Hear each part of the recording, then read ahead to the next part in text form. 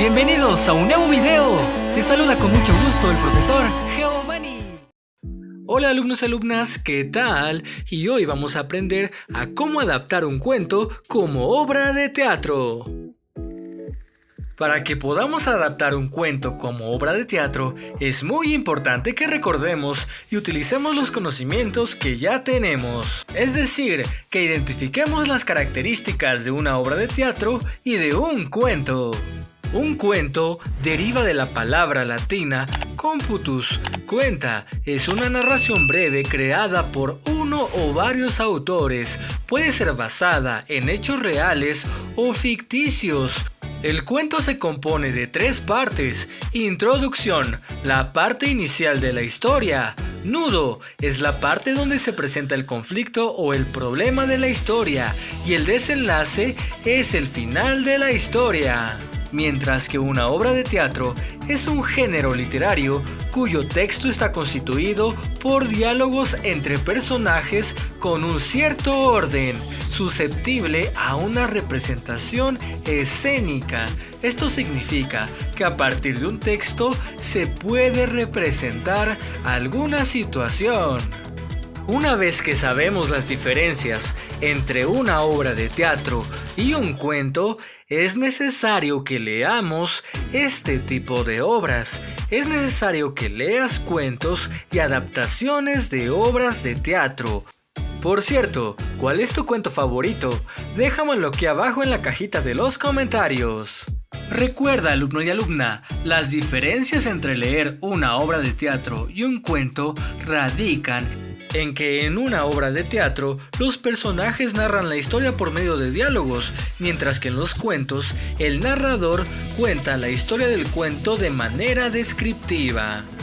En tu libro de texto de español, en la página 98 y en la página 99, tienes una adaptación de una obra de teatro, El Príncipe Feliz. Como puedes darte cuenta, los personajes de esta adaptación teatral se presentan a través de sus acciones y acotaciones. Las acotaciones son aquellas indicaciones que deja el autor de la obra de teatro para que las ejecuten los actores. Suelen aparecer marcadas tipográficamente en paréntesis o cursivas.